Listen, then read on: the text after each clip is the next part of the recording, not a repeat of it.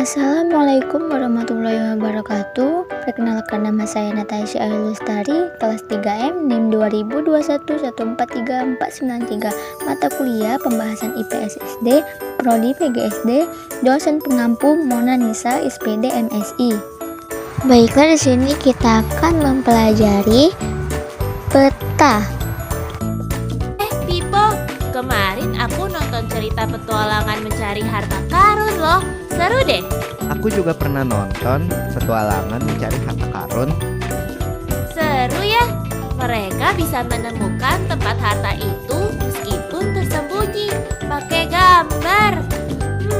Apa ya namanya? Itu namanya peta.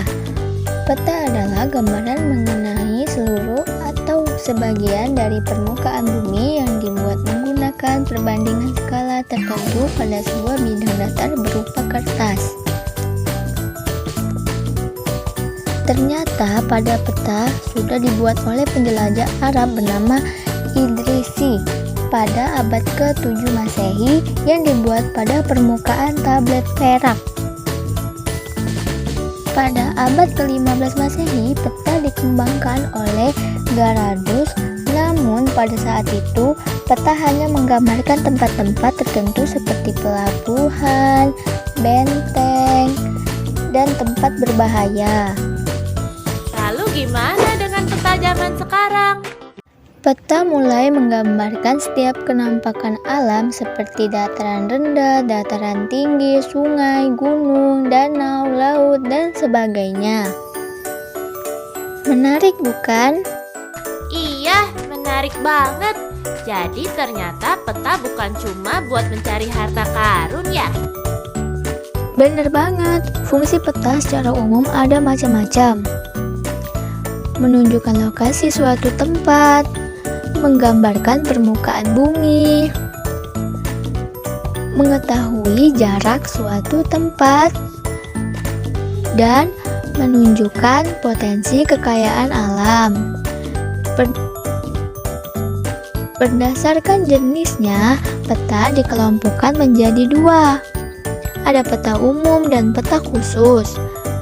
Peta umum adalah yang menggambarkan kenampakan permukaan bumi sesungguhnya, misalnya peta dunia, peta Indonesia, dan peta Provinsi Banten. Sedangkan peta khusus adalah peta yang menggambarkan salah satu atau beberapa aspek dari kenampakan permukaan bumi secara spesifik. Misalnya peta penggunaan lahan, peta curah hujan, dan peta kepadatan penduduk. Dan berdasarkan ukuran, peta dapat dikelompokkan berdasarkan skala. Ada peta skala besar, yaitu peta dengan skala 1:5000 sampai skala 1:250.000. Namun dengan skala seperti ini, gambar akan terlihat kurang jelas. Ada peta skala sedang, yaitu peta dengan skala 1:250.000 sampai skala 1:500.000. Dan ada peta skala kecil, yaitu peta dengan skala besar dari 1:500.000 yang merupakan peta yang paling jelas untuk kita lihat.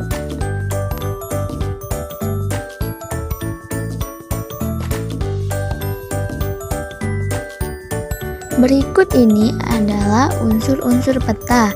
Judul peta untuk menjelaskan gambaran umum dan isi suatu peta. Garis tepi untuk menggambarkan batas-batas dan letak-letak astronomis pada peta seperti garis bujur dan garis lintang. Legenda untuk menjelaskan pengertian dari simbol-simbol yang digunakan pada peta. Skala merupakan perbandingan jarak antara dua titik pada peta dengan jarak sesungguhnya. Ada skala angka, contohnya skala 1:250.000 yang berarti 1 cm di peta digambarkan 250.000 cm. Di bumi dan ada juga skala garis.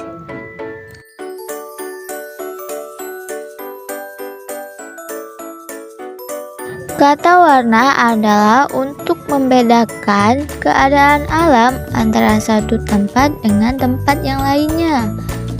Hijau digunakan untuk menggambarkan dataran rendah, sedangkan biru digunakan untuk menggambarkan perairan seperti biru tua untuk perairan dalam, biru muda untuk perairan dangkal.